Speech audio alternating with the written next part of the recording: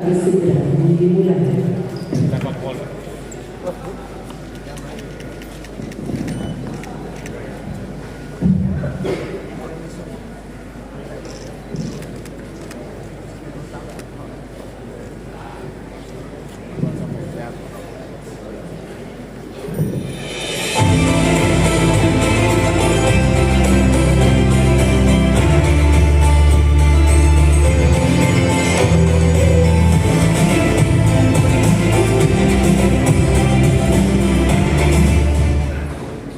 Assalamualaikum warahmatullahi wabarakatuh.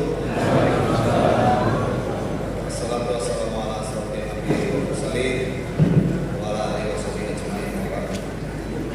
Yang saya hormati Bapak PJ Gubernur Banten, Dr. Abdul Rauf Sudamenta, Magister Public CGCAI. Yang saya hormati Bapak Danrem 064 Yusuf, Dirjen PJ Firman Saprizal SIP.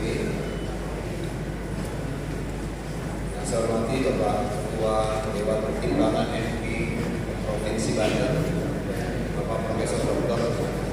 H.E. Siti Sarjaya MMN. Yang saya hormati Bapak Ketua Umum MUI Provinsi Banten, Dr. Kiai Abazar Syam MPDI. Yang saya hormati Ketua FKUI Kiai Haji Romli.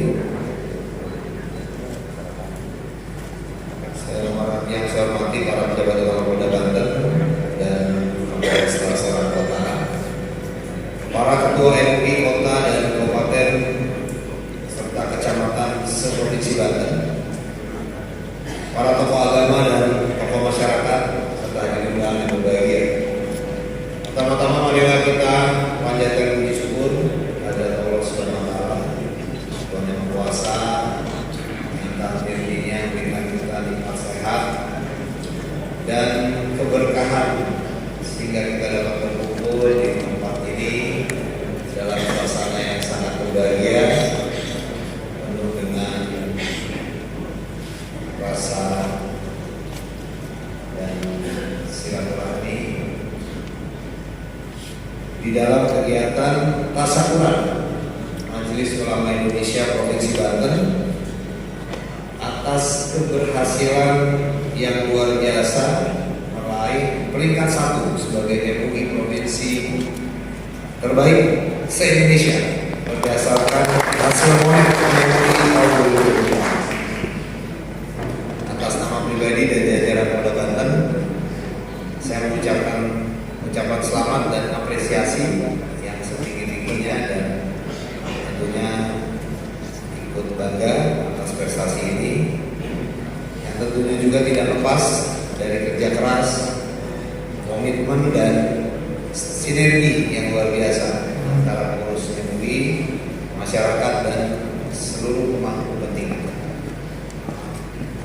Capaian yang membanggakan dari hasil MONEF ini menunjukkan bahwa MUI Provinsi Banten telah berhasil menjadi teladan dalam pengelolaan organisasi yang transparan, akuntabel dan profesional, menggambarkan peran strategis MUI dalam menjaga keharmonisan, moderasi beragama dan persatuan umat di tengah masyarakat yang multikultural. Sebagai mitra strategis Polri, MUI memiliki peran sentral dalam menjaga ketertiban dan keamanan, khususnya di Provinsi Banten. Polri sangat menghargai kontribusi MUI dalam memberikan pencerahan kepada umat, menangkal radikalisme, serta memperkuat ukhuwah Islamiyah, ukhuwah Watoniyah, dan ukhuwah Basariyah. Kami pun selama ini sangat terbantu, terang saja di bawah asuhan Bapak Ketua MUI dengan program-program unggulan Polda Banten yang salah satunya adalah program subuh keliling dan Jumat keliling. Ya, ini terus terang kami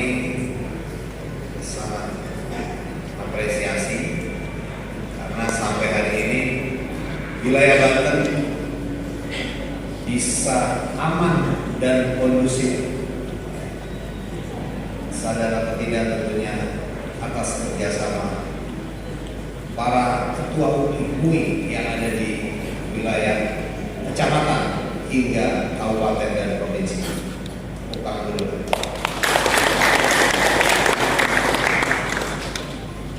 Kami pun Polri, dalam hal ini Polda Banten, selalu berusaha untuk turun ke masyarakat.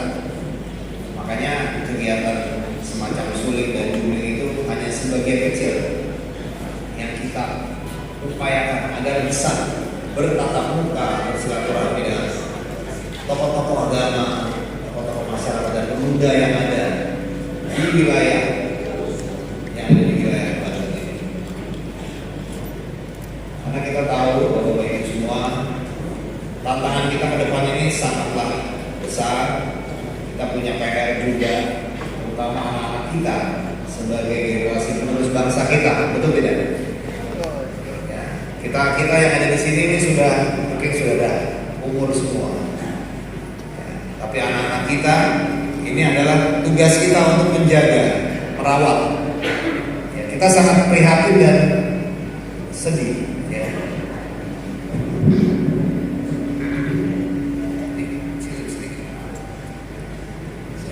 Kita sangat prihatin dan sedih mendengar masih banyak ya, kejadian kasus yang terjadi di lingkungan anak-anak kita. Ini menjadi PR kita semua, ya, baik itu kaitannya dengan tawuran remaja, ya, trek-trekan liar, narkoba, minuman keras. Saya selaku Kapolda menyampaikan dalam surat yang baik ini, dan di hadapan saya ini adalah para ketua MUI, para tokoh agama. Kita harus bergandengan tangan Bapak Ibu semua. Betul tidak? Betul. Ya, jangan serahkan hal ini kepada kita saja serta merta. Kalau ketua MUI di kecamatan sampai dengan kabupaten provinsi bisa bergandengan tangan lebih erat lagi dengan Polri dan TNI, saya yakin permasalahan-permasalahan yang ada di akar rumput, terutama anak-anak kita, ini sedikitnya pasti akan bisa diminimalisir. Ya, kalau bisa dihilangkan, diminimalisir saja sudah luar biasa. Ya, karena kita tahu semua ini triggernya ini dari minuman keras dan obat-obatan keras, juga narkoba, betul tidak? Ya. Saya setiap hari buka laporan, ya, kejadian curanmor, tawuran remaja, trek-trekan liar. Begitu kita investigasi, ya, hampir 90% itu mereka mengkonsumsi obat-obatan dan minuman keras. Masa kita nggak tahu tempat jualan minuman keras di mana? Betul nggak? Nah, ini kita bersama-sama kita berantas itu toko-toko yang gelap-gelap itu.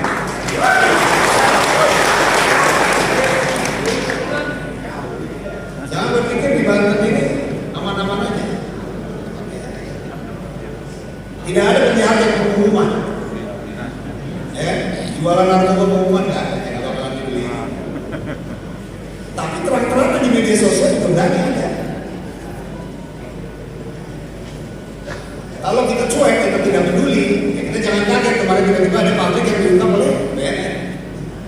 Ya, karena dianggap masyarakat di Banten acuh-acuh, cuek-cuekan. Tapi kalau kita turun, bukan hanya masjid dan musola saja, kalau di masjid dan musola saja itu orang-orang baik semua yang ada di sana. Justru di tempat-tempat mangkal, di toko-toko, di tempat-tempat nongkrong anak-anak muda, kita harus hadir di situ, Pak. Betul nggak, Pak? Betul. Ya, mari kita siap presiden ini, Polri. Kita ada warung Babin Kamtipmas, bahkan ada warung Babinkas keliling. Ya. Yang kita siapkan ada kopinya yang siap diseduh, tidak perlu bayar itu. Jangan dikira kita mau dagang kopi. Maksudnya biar kita bisa menyentuh, turun ke alun-alun, ke tempat anak-anak kita.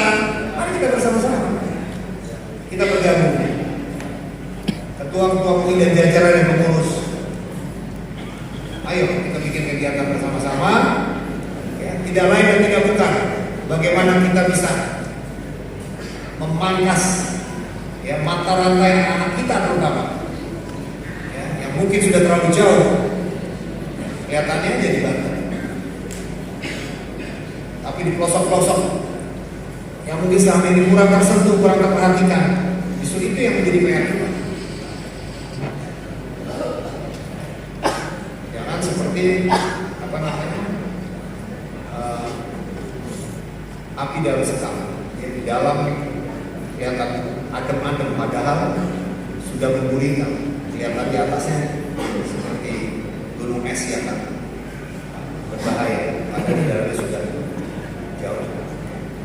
Nah ini Bapak Ibu semua, ya saya yakin dalam kesempatan yang baik ini saya mengajak mari kita lebih sinergis lagi di lapangan. Anggota saya itu mulai dari Kapolres ya sampai ke bawahnya, sampai ke Babin Kamtimas, begitu juga Pak Danrem, itu dari ini sampai ke bawahnya Babinsa, itu luar biasa kekuatannya. Sumber daya itu harus kita manfaatkan bersama-sama. Begitu juga para pengurus, ketua umum ini kan sampai ke kecamatan ya Pak ya. Kelurahan ada? Ada juga kan? Ada. Nah, nanti melalui Pak ketua umum ini, tadi saya sudah bisik-bisik, beliau juga sangat mendukung. Betul ya Pak? Betul ya? Mari kita manfaatkan momen ini untuk ke depan kita bisa lebih nyata lagi di dalam melakukan aksi kita.